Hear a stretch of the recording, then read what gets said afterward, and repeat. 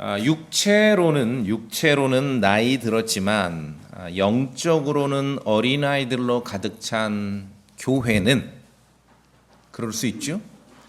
육체로는 나이 들었지만 영적으로는 어린아이들로 가득 찬 교회는 늘 세속적인 문제로 소란스럽습니다. 그렇죠? 고등학교보다는 유치원이 더 시끄럽잖아요. 왜 그래요? 뭐 지식이 짧아 그런 게 아니라 그냥 어린아이들이기 때문에 그런 것이. 구원받은 이후에 성도가 시간이 흐른 만큼 그에 비례해서 믿음에서 자랐는지는 몇 가지를 우리가 통해서 금방 알 수 있습니다. 첫째는 영적 지식을 골고루 다루고 있는지. 이제 모두에게 보편적인 것은 이제 그리스도의 복음에 관한 것이죠. 어떻게 해야 죄인이 구원받는가? 예수 그리스도의 갈보리 십자가에 대해서 이거는 공통 지식입니다. 이제 구원받고 나서 시간이 흘렀는데 어떤 성도가 어떤 크리스찬이 뭐 말만 끊으면 저 사람은 계시록 얘기만 해. 저 사람은 입만 열면은 창세기밖에 몰라. 그러면 그 내용이 잘못된 건 아니지만 좀 부담스럽죠. 그 부담스러움을 제가 설명해 드립니다. 충분하게 영적 지식을 하나님의 말씀을 다루면서 시간이 흐른 만큼 이렇게 장성하게 건강하고 강건하게 영적으로 성장하지 못해서 그래요. 뭔가 성경 지식을 다루는데 골고루 다루지 않고 막 어떤 매니아처럼 어느 한두 주제에 막 빠져가지고 살면 그거는 옳지 않습니다. 옳고 또는 옳고 그름의 분별력이 있는지, 그렇죠? 이런 영적 분별력이 발휘가 되는지를 우리가 볼 수 있습니다. 그러니까 스스로 아무것도 판단을 못한다. 뭐 하나 다 뭐 물어봐야 되고 상담해야 되고 목사에게 물어보고 집사에게 물어보고. 예전에 불현듯 생각이 납니다. 멀리 다른 교회 실제 들은 얘기예요. 밖에 나가서는 굉장히 그런 그 지식적으로 아주 그 지식인으로 대접받는 어떤 크리스찬이 있는데 쇼핑 갈 때 사모님 대동한대요. 백화점 가서 물건 하나 못 산다는 거예요. 이거는 완전히 죽으면 천당은 가겠죠. 영적으로 성장하지 못한 것이죠. 또는 다른 성도를 대하는 태도, 특히 그리스도 안에서 영적으로 어린 성도를 제대로 대할 줄 아는가, 그런 게 굉장히 중요합니다. 왜 이렇게 약간 나이 드신 분들, 이제 교회에서든 밖에서든 어린아이들 만나서 말만 건네면 애들이 우는 애들 있죠. 좀 묵상 좀 해보세요. 왜 나는 그럴까? 그러니까 다른 사람을 대하는 태도, 영적으로 어린 생명을 대하는 태도에 의해서 우리가 구원받은 이후에 정말 믿음으로 건강하게 자라났는지 안 자라났는지를 확인해 볼 수 있습니다. 육체 면에서는 생산 능력이 있으면 충분히 성장했다고 볼 수 있습니다. 아이를 낳으면은 이게 성인이구나. 성인 대접 받죠? 애를 낳으면은. 근데 이제 요새는 기현상이 벌어지고 있어요. 요새는 흔한 말로 자주 듣는 말이 있습니다. 애가 애를 낳는다. 요새는 애가 애를 낳는다는 말을 자주 합니다. 무슨 말이냐 하면은 육체적으로는 생산 능력을 갖췄어요. 그런데 갓난아이, 어린 생명을 돌볼 줄 몰라요. 돌볼 줄 모르고 또 돌보지 않는 그런 부모들도 있어요. 그러면은 겉모습, 육체로는 성인이지만 전혀 성숙하지 못한 것이죠. 진짜 성장하거나 성숙한 게 아니죠. 그러니까 육체적으로든 영적으로든 생산 능력이 있고 갓난아이가 태어나기도 하고, 그렇죠?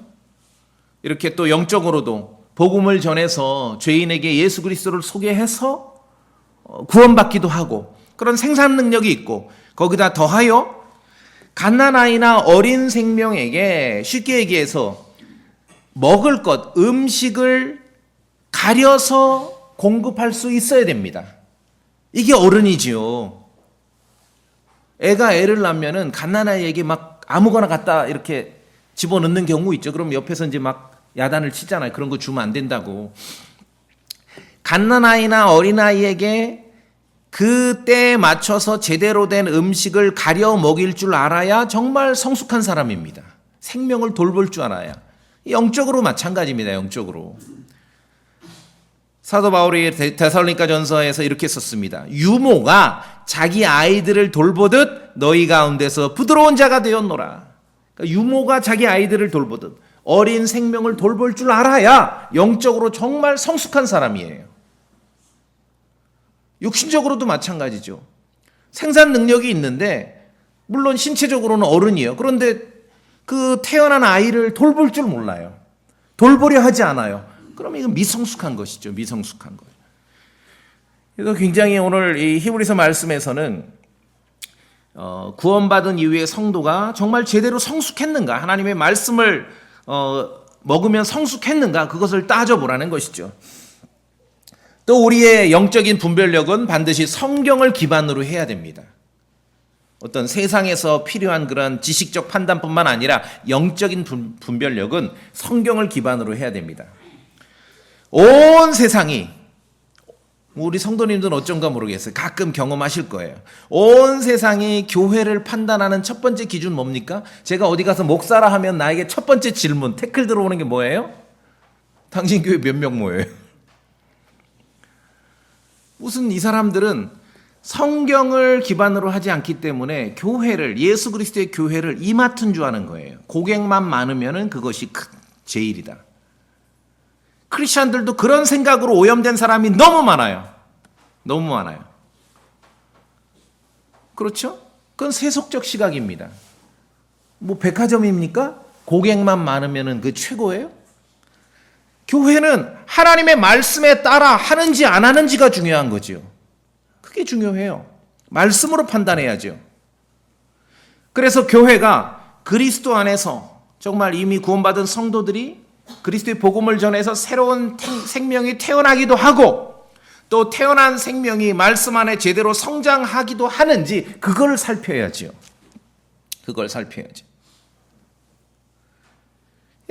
우리 교회에 누가 참여했는데 6개월 지나고 1년 지났는데 스스로 내가 정말 이렇게 변화가 되고 영적으로 성장하는 것을 경험을 했다. 이런 고백들이 나올 때 참으로 그것은 기쁜 일입니다. 그렇죠?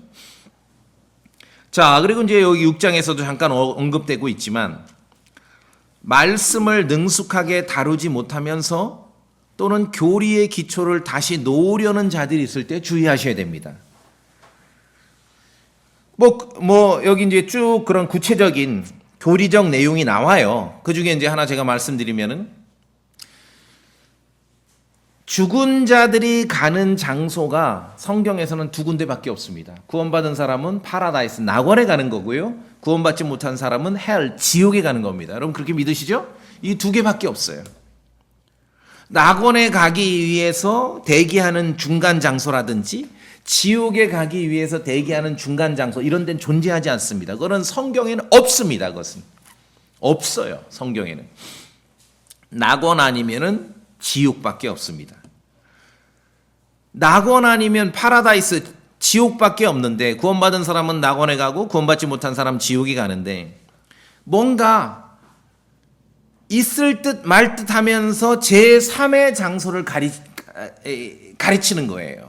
다른 장소, 낙원과 지옥 이외에. 어느 이름난 목사가 이제 그런 얘기를 해요. 그런 걸 가지고 교리의 기초를 다시 놓는다는 거예요. 교리의 기초. 그러면 안 된다는 거예요. 이미 확고하게 세워진 교리의 기초를 다시 놓는 사람들을 주의하셔야 됩니다. 누가 슬며시 와서 설거지 해준다고 와가지고 이제 얘기해. 당신은 정말 구원자의 이름이 예수 그리스도인 줄 아느냐? 뭐냐 그래. 구원자 이름이 성이 이씨다. 이씨. 이게 교리의 기초를 다시 놓는 거예요. 그런데 넘어가면 안 되죠. 그래서 제가 개역 성경을 용납하지 못하는 것은요. 물론 다른 구절도 많이 있겠지만도 개역 성경은 죽은 자들이 가는 장소에 대한 옵션이 너무 많아요. 지옥이 있고요. 스올도 있고요. 음부도 있습니다. 이래가지고는 제대로 된 진리를 선포할 수 없습니다. 교리의 기초를 다시 놓으려는 자들을 주의해야 됩니다. 나태하고 게으른 크리스천, 나태하고 게으른 성경 교사들이 있으면 혼란을 초래하게 되는 것입니다. 교회 성도는 교리의 기초에 굳게 서서, 교리의 기초 위에 굳게 서서 완전함을 향해 나아가야 됩니다. 이것이 이제 성장하고 성숙하는 것이죠. 처음에는 물론 갓난아이처럼 젖만 먹지만 나중에는 단단한 음식도 먹을 수 있어야 돼요. 젖만 먹고 우유만 먹던 아이가 이제 한 단계 높아지면 이유식을 먹잖아요. 그럴 때 그 감격이 있지 않습니까? 어린 생명이 이렇게 성장했을 때의 감격, 먹는 음식에 변화가 있을 때의 감격. 주님은 왜 그게 없으시겠습니까? 그렇죠? 우리를 바라볼 때 똑같은 거예요. 똑같은 거예요. 미성숙한 크리스천, 미성숙한 교회, 미성숙한 목사들은 계속 같은 것만 반복합니다. 기초만 반복해요. 맨날 구원받은 사람 앉혀놓고 구원받으라고 설교해요. 뭐 답답해 미치는 거죠. 그렇죠? 어린아이가 말을 못해서 그렇지 난 이제 스스로 엄마한테 우유 뗐어. 이유식 좀 넣어주고 사과 좀 갈아 넣어달라고 하는데 얘가 표현을 못해서 그렇지 맨날 그런 줄도 모르고 우유만 주면 어떻게 됩니까? 영양실조 걸리는 것이죠. 미성숙한 크리스천, 미성숙한 교회, 미성숙한 목사들은 계속 기초만 같은 것만 반복하면서 시간을 씁니다. 그런데 이 도시에서 그나마 그 기초, 성경 교리에 근거한 그 기초라도 반복하는 교회들이 있다면 다행이죠. 그만은. 그게 아니라 여러분 들어보세요. 찾아보세요. 다 교회라고 간판 걸었지만 이제 목사들이 다 뭐 한 타임씩 준비해서 뭘 하잖아요. 설교라고. 근데 하는 사람들도 그렇고 듣는 사람들도 그렇고 무엇을 설교라고 생각하냐 하면 그냥 목사가 하고 싶은 얘기 하는 거 듣는 게 설교라고 생각해요. 그러니까 대부분의 목사들은 자기 생각과 자기 철학과 자기 가치관을 이야기하는 거예요. 그러니까 성경이 필요 없죠. 그건 설교가 아니죠. 성경의 진리를 가르치고 선포해야 되는 것이죠. 저라고 뭐 가치관이 없고 아무리 개똥 철학이라 해도 인생에 철학이 없고 생각이 없겠습니까? 그거 펼치는 게 강단이 아니고 그게 교회 아니에요. 그래서 제가 몇 번 말씀드렸잖아요. 예전에 오래전에 어떤 분이 이제 서울인가 어디서 왔는지 까먹었어요. 와서 끝나고 이제 이야기하는데 진지하게 물어요. 아, 목사님은 이렇게 목회하시는데 목회 철학이 무엇이냐고 묻더라고 나한테. 그래서 목회 철학? 참 처음 들어보는 질문인데 그래서 없는데요. 이분 눈이 동그래져요. 그건 오판을 하는 거죠. 성경을 근거로 하지 않기 때문에. 그렇죠? 그냥 강단에 서서 저 사람이 하고 싶은 얘기, 자기 생각과 자기 체력과 자기 가치관을 펼치는 것을 설교라고 생각합니다. 아니요. 그렇지 않습니다. 그럴 권한을 주님은 주신 적 없습니다. 성경의 진리를 가르치고 성경의 진리를 선포하는 것입니다. 자, 그래서 우리는 교리에 관한 기초 원리를 떠나서 완전함을 향해 나아가야 됩니다. 구원받은 교회 성도는 영적으로 성숙하고 성장해야 됩니다. 그러기 위해서 오늘 이제 명절 그 시즌에 오셨는데 제가 구체적으로 오늘 그러기 위해서 한 가지를 강조하려고 하는 것이에요. 반드시 성경 읽기에 힘쓰셔야 됩니다. 소망침례교에 참여를 했다. 그러면 뭐 하루 이틀 한두 달은 만에 변화되지 않을 수 있지만 성경을 읽는 성도로 변화되어야 하는 것이에요. 성경을 읽으셔야 돼요. 그래서 제가 오랫동안 기독교계에 유통되던 그 표 구호를 바꿨잖아요. 뭐 모이면 기도하고 흩어지면 전도하자. 이거는 굉장히 목사 중심적인 표예요. 그래서 바꿨어요. 제가 모이면 설교 듣고 흩어지면 성경 읽자. 개개인이 성숙하고 성장해야 됩니다. 성경 읽으셔야 됩니다. 사도 바울은 디모데전서 4장에 보시면은 읽는 것에 주의를 기울이라 그렇게 공부하고 있습니다. Give attendance to reading. reading인데 attendance. 이 attendance라는 단어는요, 주의를 기울이는 건데, 누가 주의를 기울이는 거냐 하면은, 이 주의를 기울이는 특정 직업군이 있어요. 그것은 주인을 섬기는 종이 주의를 기울이는 그 자세를 말합니다. 읽는 것에 주의를 기울이라고 권고했어요. 자, 이게 왜 그러냐 하면은, 디모데 시대, 아주 고대 사회만 해도요, 또 디모데 시대 이후로, 사도 시대 이후로 아주 오랫동안 성경책은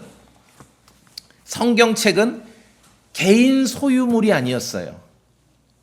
인류 역사에서 아주 오랫동안 이 성경책은 교회 공유 자산이에요. 예배당에나 와야 성경책을 구경할 수 있었습니다. 성경책이 개인 소유물이 된 것은 매우 특별한 환경이었고, 그리고 일반적으로 성경책이 개인 소유물이 된 것은 우리가 잘 아듯이 인쇄혁명, 종교개혁 직전의 인쇄혁명 이후에나 가능했던 것이에요. 그전에는 성경책이라는 것은 개인이 소유할 수 있는 게 아니에요. 교회 공유 재산이지. 아니면 국가에서 이렇게 관리하는 재산이죠. 자, 그래서 고대에 초대교회라 하는데 역사적으로 고대거든요. 고대. 2000년 전 그런 고대죠. 고대의 성경 읽기라는 것은 굉장히 엄중한 사역이에요. 평소에는 잘 구경도 못 해요. 예배당에 모였을 때 여기에 이제 성경책이 있습니다. 그럼 에베소 교회의 감독이었던 디모데가 하는 일이 뭐겠습니까? 함께 모인 성도들 앞에서 성경을 읽는 일이지요. 개인으로도 읽겠지만 성경에서 성경책을 읽는다는 것은 굉장히 엄중하고 아주 중요한 사역입니다. 그래서 읽는 것에 주의를 기울이라는 것이에요. 마치 종이 주인을 모시듯이 그러한 자세로 성경을 읽어야 된다는 거예요. 아주 오랫동안 설교자의 주 업무는 첫째가 성경을 낭독하는 것이었고, 왜 그렇습니까? 공유 재산이거든요. 여러분 집에 가면 성경책이 없어요. 교회 역사, 인류 역사에서 성경책이 개인 소유물이 된 것은 얼마 안 됐어요. 500년밖에 안 됐다니까요. 그전에는 함께 모여서 앞에서 설교하는 사람이 성경을 낭독한 거예요. 그러니까 주의를 기울이는 거예요. Give attendance to reading. 그리고 이 읽은 것을 설명하는 거죠. 그 뜻을 설명하는 거. 그게 설교의 프리칭이에요. 말씀 선포예요. 말씀드렸듯이 자기 개똥 철학, 자기 목회 철학, 그거를 펼치는 게 아니라, 자, 구약 성경 한 구절 볼까요? 느헤미야기 8장입니다. 느헤미야기 8장. 느헤미야기 8장. 욥기의 앞에 있습니다. 욥기 앞쪽으로. 느헤미야기 8장.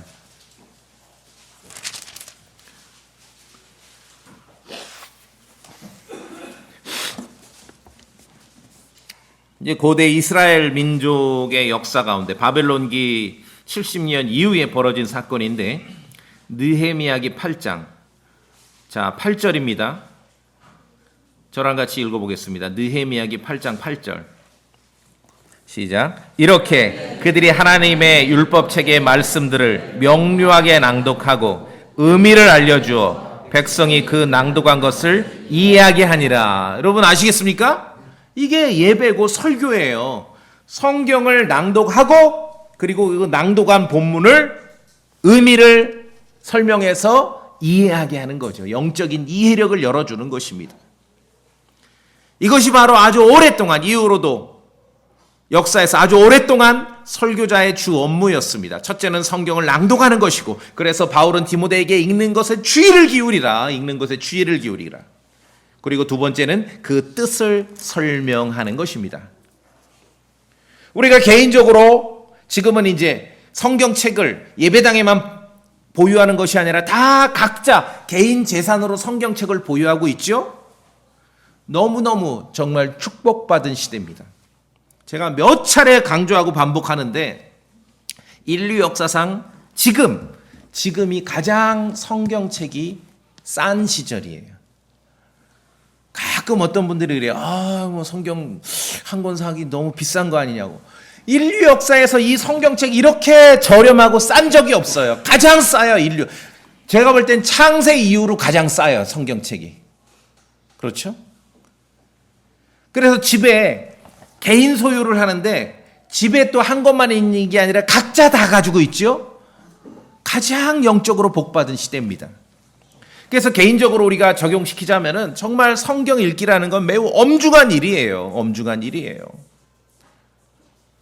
디모데 시대만 해도 예배당에 모여야 예배당에 교회 공유 재산으로 있는 성경책의 그런 낭독하는 소리를 들을 수 있었다는 것이, 종이 주인을 모시듯 그런 자세로 성도는, 크리스찬은 성경 읽기에 집중하셔야 됩니다. 남는 짜투리 시간 활용하는 태도로는 제대로 된 성경 읽기가 될 수 없습니다. 긴 시간이 아니더라도 구분된 시간이 필요합니다. 집중하는 시간이 필요해요. 그 시간에는 전화도 받지 말고 문자도 보지 말고 하나님의 말씀을 내가 이 시간 한번 집중해서 읽어야 되겠다. 그러한 마음의 자세가 필요합니다. 염려가 돼서 말씀드립니다.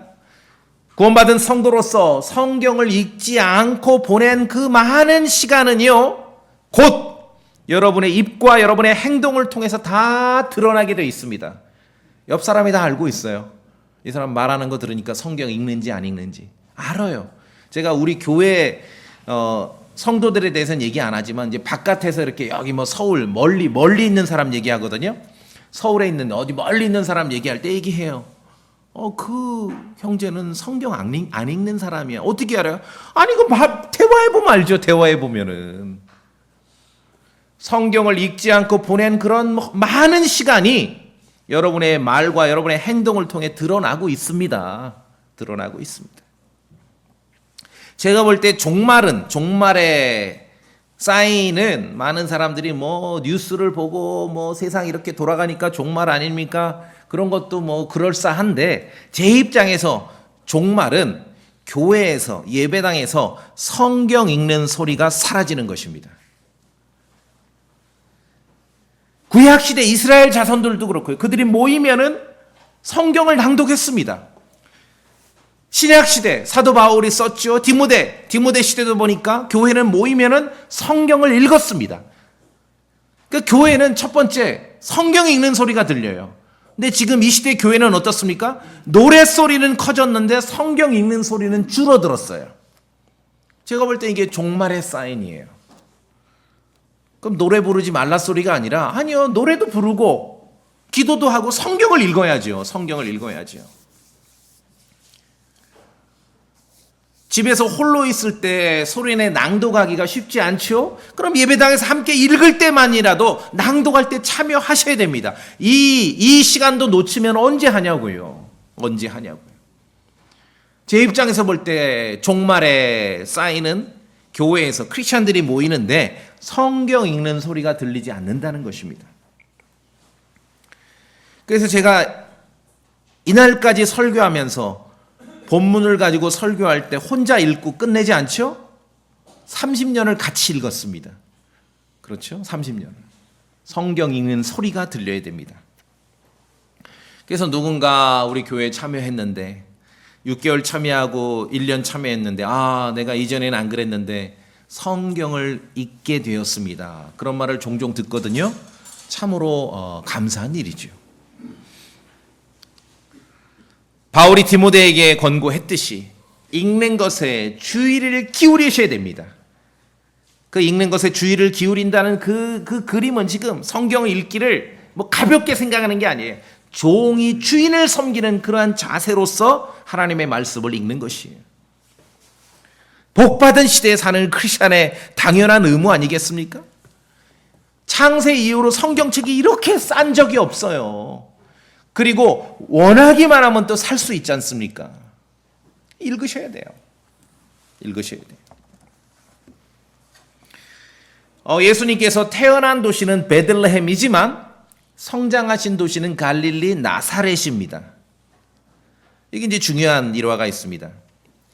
나사렛에서 안식일이면 일주일에 한 번씩 돌아오는 7번째 날 안식일이면 예수님께서 회당에 가셔서 성경을 받아 읽으셨습니다. 자, 누가복음 4장 봅시다. 누가복음 4장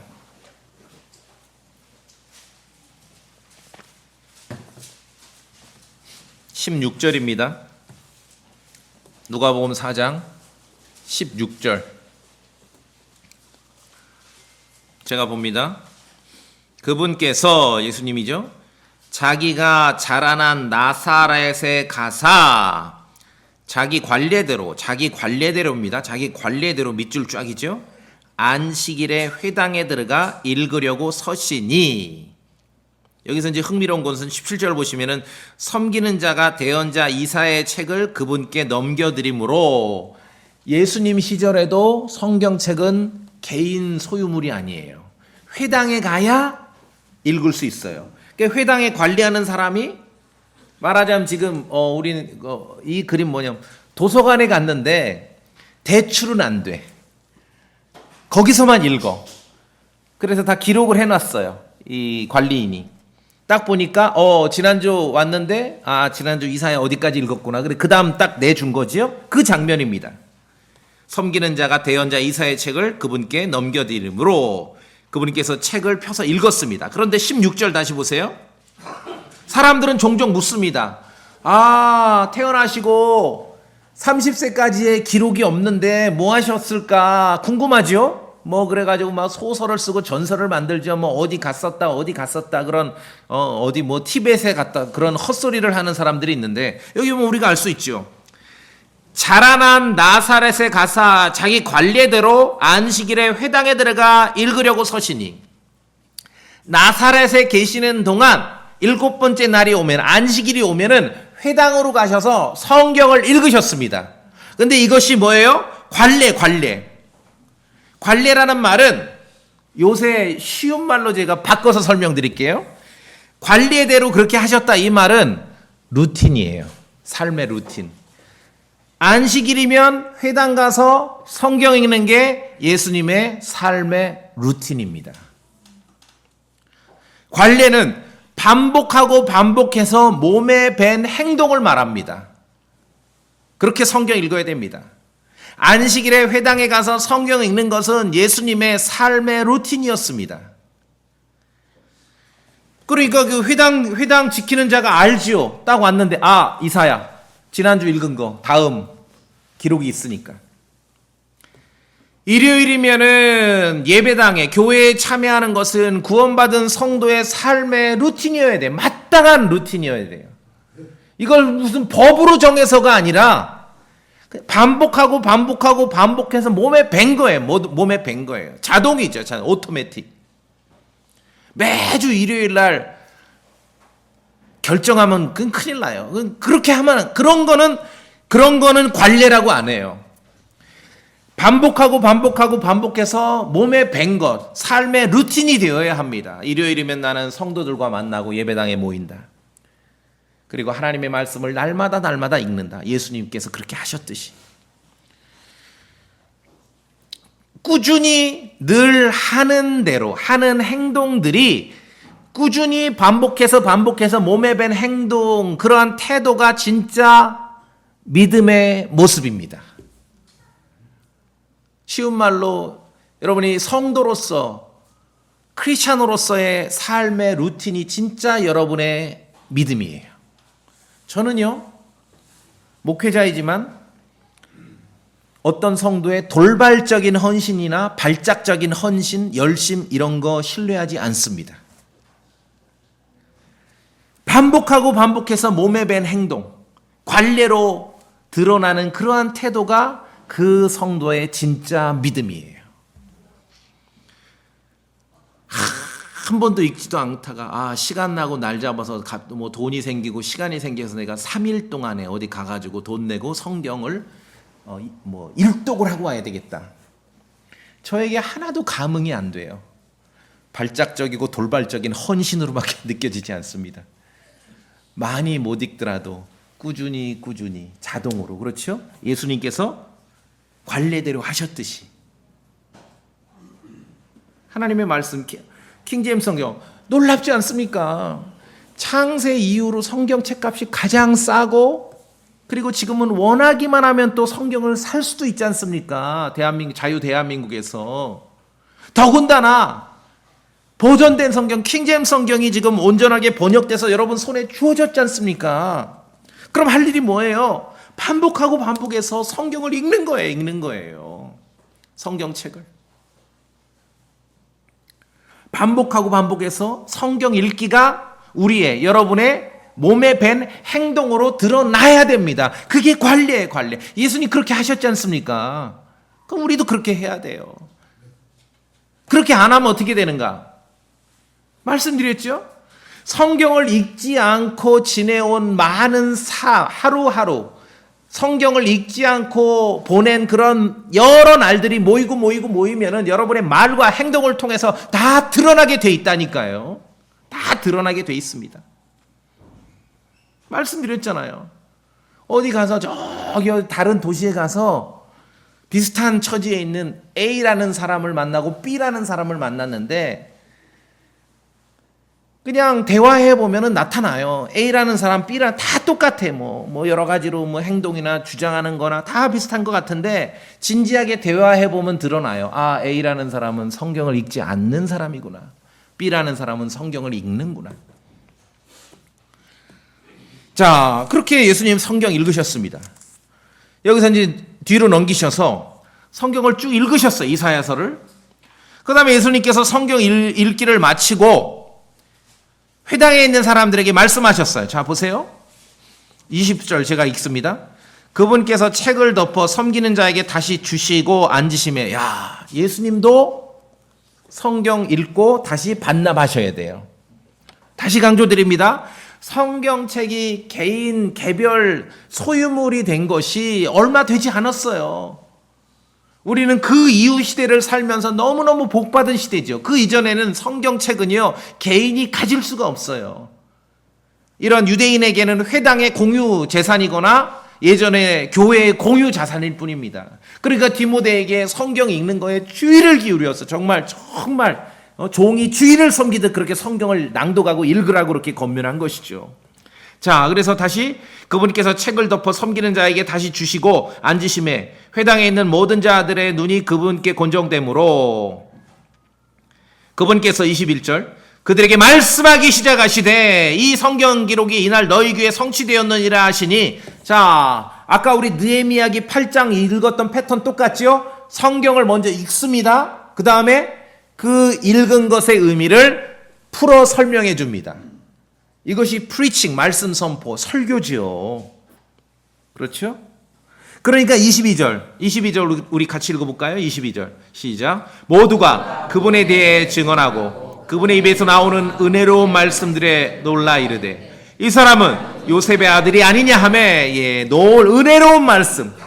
성경 읽고 나서 그 말씀에 대해서 이야기를 했습니다. 그랬더니 듣는 자들이 은혜로운 말씀에 놀란 거예요. 정말 은혜로운 설교를 들은 거예요. 그날 회당에 있던 사람들이. 이게 비결이에요. 누가 저에게 묻는다면은 매주 그렇게 따옴표 치고 뭐 아닌 사람도 있을 수 있으니까 은혜로운 말씀으로 설교할 수 있는 방법이 뭡니까? 뭐 설교자가 되려는 다른 후배들, 설교자 후보생들에게 내가 알려줘야 될 방법인데, 저에게 누가 매주 은혜로운 말씀으로 설교할 수 있는 방법은 뭡니까? 뭔 것 같아요? 이거를 못 찾아 막 사람들이 돈을 짊어지고 어디를 가서 배우고 책을 사고 막 책도 한두 권이 아니라 막 40권, 50권짜리 시리즈로 사고 막 그렇게 하는데요. 저에게 묻는다면은 성경 읽기밖에 없습니다. 성경 읽기. 딱 정말 성경을 읽지 못할 정도로 분주하다 그러면은 설교할 수 없어요. 하나님의 말씀, 성도들 앞에서 하나님의 말씀을 잘 풀어 설명할 수 있는, 설교를 준비할 수 있는 방법은 뭔가? 저에게 묻는다면은 그건 성경 읽기밖에 없습니다. 성경 읽는 거예요. 예수님 하셨듯이. 자, 이어서 우리가 볼 수 있는 것은 성경 읽기에 가장 강력한 파워를 경험할 수 있는 장면이 사도행전에 나옵니다. 사도행전에 어떤 사람이 성경 읽다가 구원받습니다. 잘 아시죠? 사도행전 8장 27절 보시죠. 8장 27절.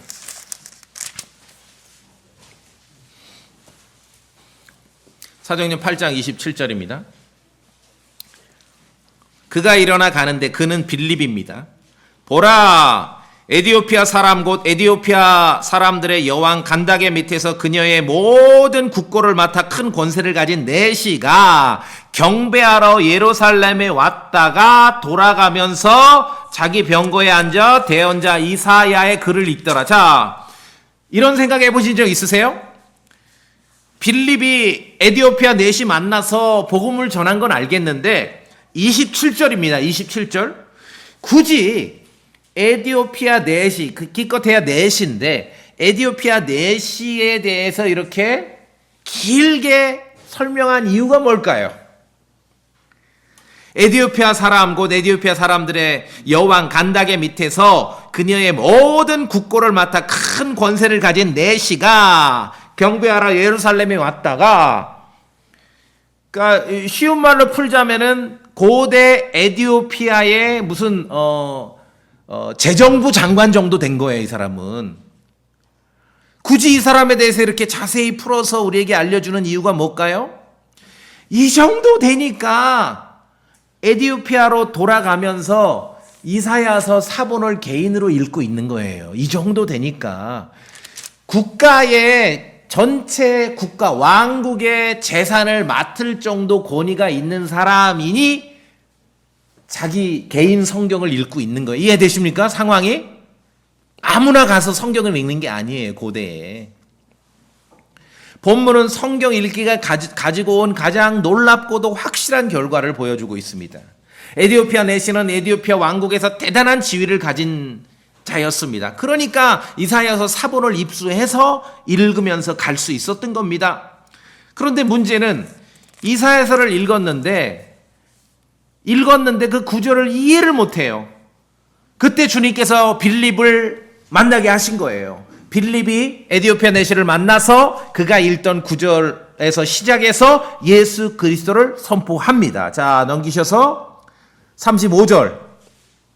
먼저 묻지요. 아하, 당신이 읽은 거 이해할 수 있냐? 내가 모르겠다. 뭔 말인지. 그랬더니 35절. 사도행전 8장 35절입니다. 너무너무 중요합니다. 자, 그때 같이 읽습니다. 소리내 읽습니다. 시작. 그때 빌립이 입을 열어 바로 그 성경 구절에서 시작하여 그에게 예수님을 선포하니라. 시작은 어디입니까? 에디오피아 내시가 읽던 그 구절이죠. 결과는 어디예요? 예수 그리스도를 선포한 거죠. 예. 단순하지만 명료합니다. 이렇게 하지 않았다는 거예요. 자, 에디오피아 내시가 지금 집에 가면서 이사야서 읽고 있는데 빌립이 딱 만나가지고 이제 이야기할, 복음을 전할 기회를 얻었어요. 근데 빌립이 이렇게 하지 않아.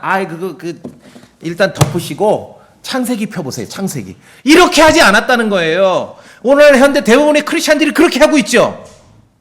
그러니까 그 사람이 지금 가지고 있는, 관심을 갖고 있는 거기서 시작하는 거예요. 우리 성도님 이해하시겠습니까? 아니, 그 사람이 이사야서를 읽고 있는데 됐고 덮고 마태복음 펴세요. 마태복음. 이렇게 하지 말라는 거죠. 그 사람이 읽고 있는 데서 시작해서 예수 그리스도를 선포한 것입니다. 그리고 에디오피아 내시는 빌립의 복음 선포를 듣고 마음으로 믿는 바를 입으로 시인했고 물속으로 내려가서 물침례를 받았습니다. 여기에서 우리가 킹제임스 성경만 가지고 있는 정말 놀라운 구절이 여기에서 등장을 하는 것입니다. 사도행전 8장 37절. 이 위대한 구절을 같이 읽습니다. 사도행전 8장 37절 시작. 빌립이 이르되 만일 그대가 마음을 다하여 믿으면 받을 수 있느니라 하매 내시가 응답하여 이르되 예수 그리스도께서 하나님의 아들이심을 내가 믿노라 하고는, 그리고 물침내 받았죠? 마음으로 믿는 바를 입으로 시인했습니다. 에디오피아 내시는 성경책 읽다가 구원받은 것이에요. 성경책 읽다가.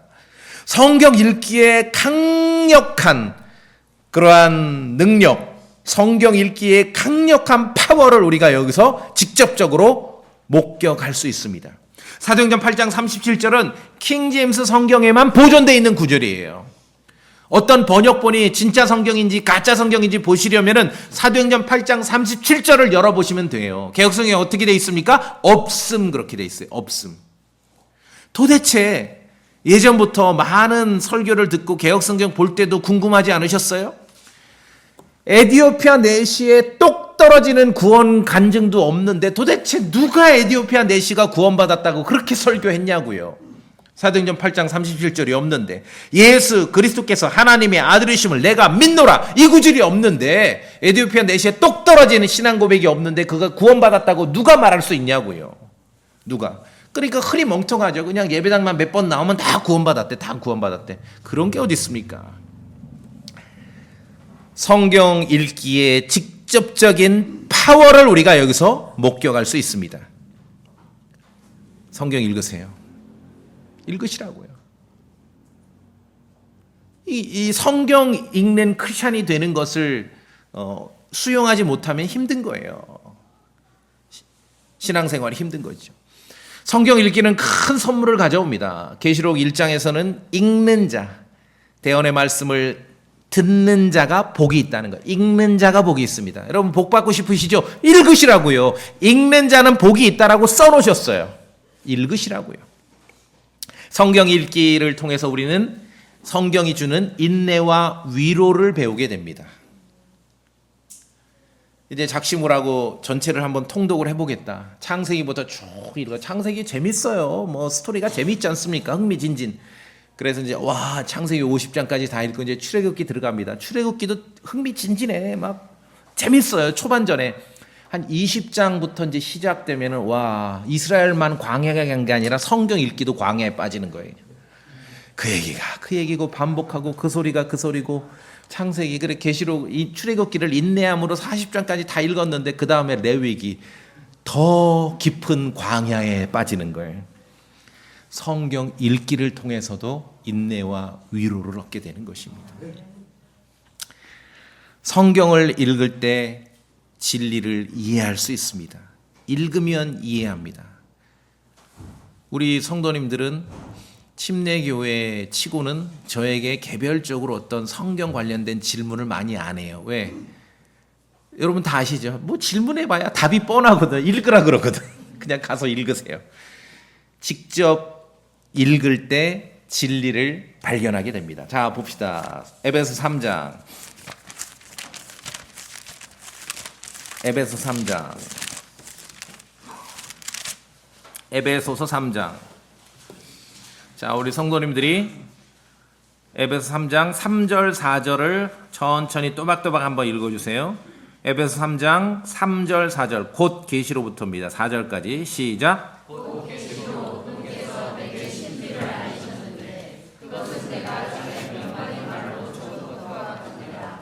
너희가 이들에게 그것에 의거하여 그리스도의 신비에 대해 내가 알고 있는 바를 깨달을 수 있으니. 예, 읽을 때 understand, 이해한다는, 깨닫는다는 거야. 깨닫기를 원하십니까? 읽으세요. 읽으세요. 읽으시라고요. 자, 이제 에베소 3장인데 이게 뭔 말인지 모르겠어요. 내가 에베소서 좀 제대로 공부하고 싶습니다. 그런 질문을 제가 자주 받습니다. 그러면 대부분 방법이 뭡니까? 기독교 서점을 뒤져서 좋은 에베소서 주석을 먼저 삽니다. 뭐 그렇게 하셔도 좋고, 근데 이제 제 방법을 한번 들어보세요. 여러분이 에베소서 공부하고 싶으십니까? 그러면 에베소서 1장부터 에베소서 6장까지밖에 없습니다. 6장까지를 읽으세요. 천천히 읽으세요. 그럼 형제님 내가 6장까지 다 읽었습니다. 어떻게 됩니까? 이런 누구 주석을 봐야 됩니까? 아니, 또 읽으세요. 2번 읽고요. 6장 또 읽고, 그 다음에 어떻게 됩니까? 또 읽으세요. 제 경험상 에베소서를 1장부터 6장까지 반복해서 그거 뭐 1년에 한 번, 2년에 한 번 이렇게 반복 말고 단기간에 1장부터 6장까지를 정독을 반복해서 한 10번 정도 하니까요. 제 경험상 에베소서가 눈에 들어와요. 그리고 나서 어떤 다른 주석이나 이런 걸 찾아보니까 내가 읽으면서 발견한 얘기가 하나도 안 써 있어, 저 책들에. 그렇죠? 해보시라고요. 성경 읽기에 그러한 파워를 경험하십니다. 여러분 궁금하신 책 있죠? 좀 더 내가 공부하고 싶은 책. 예를 들어 뭐 요새 관심 많으니까 뭐 종말론, 요한계시록. 계시록은 좀 분량이 됩니다. 22장까지 있습니다. 읽으세요. 20대 때 종말론에 워낙 관심이 많아서 아침에 딱 도서관에 가면은 이제 삶의 루틴, 계시록을 1장부터 22장까지 읽었습니다. 반복해서 읽다 보니까 딱 1시간이면 다 읽어요. 제 경험상 1장부터 22장까지를 매일 한 번씩, 계시록을 매일 본문만 한 번씩 읽는 거예요. 매일 한 번. 한 달 읽으니까 종말이 막 눈에 보이는 것 같아. 그리고 나서 다른 계시록 주석서를 보니까 읽으면서 안 것이 안 써 있어요. 저 책들에. 읽으시라고요. 그래서 제가 뭐 꼭 자랑은 아니지만 그냥 차이점이죠. 이 시대 다른 목사들하고 제 차이 중에 하나가 뭐냐 하면은 뭐 물론 목사 서재라는 것도 존재하지 않지만 책이 다른 목사들보다 책이 많진 않아요. 많지 않아요. 필요한 책만 있어요. 근데 다른 방법이 있죠. 어떻게 해요? 성경을 읽는다니까요. 읽어요. 정말 제가 궁금했어요. 에베소서가 뭐 중요하다고 하고 쉽다고 하는데 이게 뭐 뒤에 뭐 5장, 6장은 그렇게 눈에 금방 들어오는데 앞에 1, 2, 3, 4장이 좀 까다롭고 눈에 잘 안 들어와요. 그래서 제가 주석서를 읽는 게 아니라 어떻게 했겠습니까? 반복해서 매일 한 번씩 정독을 한 거예요. 해보시라고요. 아주 제가 장담합니다. 해보시라고요. 성경 읽기의 권능을 체험하실 수 있습니다. 그런 마음으로 종이 주인을 섬기는 마음으로 성경을 읽는다면, 로마서를 읽고 갈라디아서를 읽는다면 구원받지 못했던 사람도 읽다가 구원받는 거예요. 에디오피아 내시처럼. 그렇게 가이드를 해 주셔야 됩니다. 그리고 복음을 전해서 초신자, 성경 읽기를 처음 시작하는 분 있으면은 뭐 창세기부터 읽으세요. 그것도 좋지만 말씀드렸잖아요. 그러다가 이제 광야에 빠져버려요. 레위기에 빠져버리고 민수기에 빠져버리면은 흥미를 잃을 수 있거든요. 그럴 때 가이드를 잘 하셔야 돼요. 신약을 먼저 읽으세요. 신약을 읽는데 마태복음으로 가라 그러면 안 돼요. 그렇죠? 로마서부터 히브리서까지를 정해 주셔야 됩니다. 로마서부터 히브리서까지를 먼저 읽으세요. 반복해서 읽어보십시오. 그러면 교리의 기초를 단단히 세울 수가 있는 것이에요. 성경을 읽으세요. 성경을 읽으세요. 말씀드렸지만 누가 나에게 당신이 이제까지 이렇게 꾸준히 설교할 수 있는 방법이 무엇이냐 하면은 성경 읽기입니다. 킹제임스 성경 읽기밖에 없습니다. 읽기밖에. 책이 많이 없다니까요, 저는. 성경 읽기밖에 없습니다. 자, 이 시대 많은 크리스찬들이, 특히 많은 목사님들이 나라를 걱정해서 나라를 바꿔보려고 어떻게 합니까? 교인들을 동원해서 거리로 나섭니다. 자, 우리가 성경을 봐야 됩니다. 성경을 통해서 어떻게 지도자들이 바뀌고 어떤 왕국의 국가의 큰 변화와 개혁이 이루어지는지 성경을 통해서 봐야 됩니다. 구약시대 남유다 요시야 왕 때, 바빌론에 의해서 멸망하기 전에 요시야 왕 때 마지막으로 큰 개혁, 큰 부흥이 있었습니다. 왕 이름 기억해 두세요. 그렇죠? 요시야, 세종대왕만큼 중요한 이름입니다. 요시야 왕 때, 요시야 왕 때. 어떤 일이 있었냐면은 그때 성전 보수 공사가 있었습니다. 성전이 좀 한쪽이 막 무너지고 망가져서 성전 보수 공사가 있었는데 보수 공사하는 과정에 율법책을 발견했어요. 하나님의 말씀이 거기서 성경책이 나온 거예요. 그 사실을 왕에게 보고를 했더니 이제 발견된 그 율법책, 그 성경을 왕 앞에서 낭독을 하게 된 거예요. 자, 봅시다. 구약으로 갑니다. 열왕기하 22장. 열왕기하 22장. 열왕기하 22장. 요시야 왕 때입니다. 요시야 왕 때. 이름 기억해 두십시오. 세종대왕만큼 중요한 왕입니다. 자, 성전 공사하다가 성경책, 율법책을 발견했다고 했죠? 열왕기하 22장 10절에 제가 봅니다. 또 서기관 사반이 왕에게 보여주며 이르되 제사장 hil기야가 내게 책을 넘겨주었나이다 하고 왕 앞에서 그 책을 어떻게 했습니까? 낭독하며 율법, 성전 보수공사 하다가 발견된 율법책, 성경책을 왕 앞에서 낭독을 합니다. 11절 왕이 율법책의 말씀들을 듣고는 자기 옷을 찢으며, 옷을 찢는다는 것은 회개하는 거예요. 말씀을 듣기만 했는데 회개하게 된 거예요. 자, 13절 너희는, 좀 길지만 또박또박 읽어보세요. 열왕기하 22장 13절 너희는, 성도님들 읽어주세요. 너희는 시작.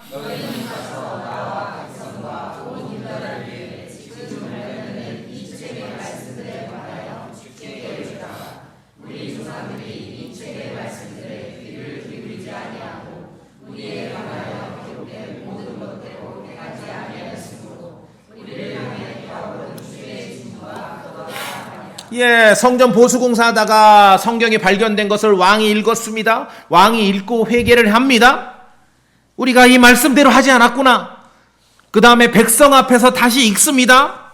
백성들 앞에서 23절 2절 보세요. 23절 2절 왕이 주의 집으로 올라가서 유다의 모든 사람들과 예루살렘의 모든 거주민들과 제사장들과 대언자들과 온 백성이 작은 자든 큰 자든 다 왕과 함께 하였으므로 그가 주의 집에서 발견된 언약책의 모든 말씀들을 그들의 귀에 낭독하였으며, 뭐를 구구절절 무슨 철학을 얘기해, 그게 아니라 하나님의 말씀을 그냥 낭독했습니다. 읽었습니다.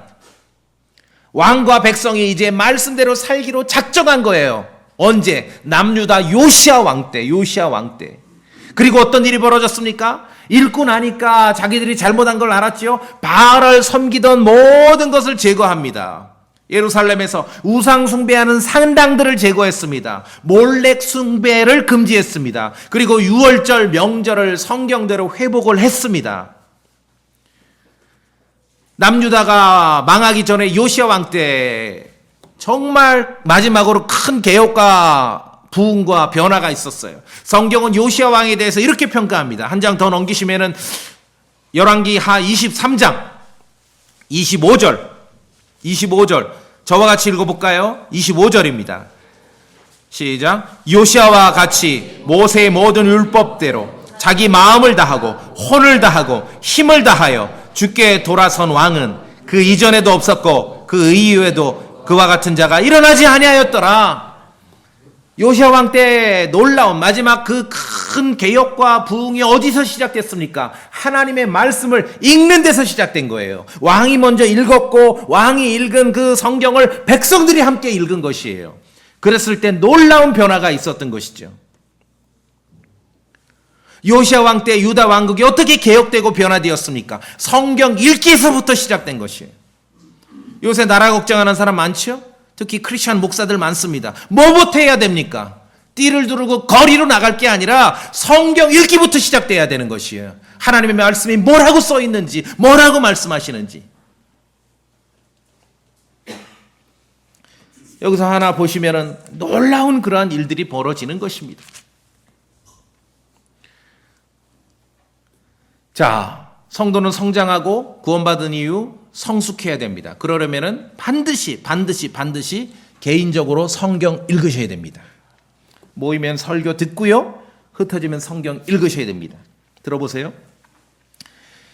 입으로 소리내 반복해서 읽고 마음으로 생각하면 날로 총명해진다. 그러기 위해서는 책장을 얼른 넘기려 하지 말고 글의 뜻을 되새기며 천천히 읽어야 한다. 글을 읽을 때는 시간을 정해놓고 매일 읽어야 한다. 조선시대 정조 임금님 때 규장각 검서관 이덕무란 사람이 쓴 글입니다. 이분이 성경을 읽었는가? 가끔 이런 말을 들어요. 내가 열심히 성경을 읽었는데 뭐 특별한 변화가 없는 것 같아요. 많은 크리스찬들이 성경의 진리에서 나는 예외일 거라고 생각해요. 천만의 말씀. 오판입니다. 성경 읽기는 먼지 가득 쌓인 소쿠리에 물을 붓는 것 같습니다. 시루에, 콩나물 시루에 물 붓는 것과 같아요. 뭐 어쩌다 실습으로 한 번씩 키워봐요. 그 콩나물 시루에 물 부면은 한 바가지 부면은 밑으로 한 바가지 빠지죠. 이 신기해요, 진짜. 콩나물 시루에 물 안 봐보셨어요? 한 바가지 부면 한 바가지 빠져요. 그 일을 매일 반복하거든요. 이게 무슨 의미가 있을까? 의미가 있지요. 콩나물이 자랍니다. 그렇죠? 먼지 쌓인 소쿠리에 물을 부면은 물은 그대로 빠져요. 무슨 변화가 있습니까? 그 먼지를 다 씻고 내려오는 것이죠. 성경 읽기는 이와 같습니다. 그래도 뭔가 부족함을 느끼신다면 임령양을 늘리세요. 임령양을. 골로새 3장 말씀에 그리스도의 말씀이 모든 지혜와 함께 너희 안에 풍성히 거하게 하며, 성경 읽기에 임령양을 좀 늘리시라고요. 풍성히 거하게 해야 돼. 풍성히. 지금보다 2배. 그리스도의 말씀이 너희 모든 지혜와 함께 너희 안에 풍성히 거하게 하여. 겨우 입에 풀칠하는 수준의 음식 섭취로 우리가 건강하게 살 수 있겠습니까? 성경 읽기도 마찬가지입니다. 풍성히 거하게 하세요. 하나님의 말씀이 우리 마음속에 풍성히 거하게 하십시오. 말씀이 풍성히 거할 때 크리스찬은 물 있는 강가에 심겨진 나무와 같습니다. 말씀드렸죠? 성경을 읽지 않고 보낸 그 허다한 시간들이 곧 여러분의 입과 행동을 통해서 모든 사람에게 드러나게 되어 있습니다. 그러나 말씀이 풍성히 거할 때 물 있는 강가에 심겨진 나무와 같습니다. 자, 오늘 이제 마지막 구절로 시편 1편 보고 마치도록 하겠습니다. 시편 1편.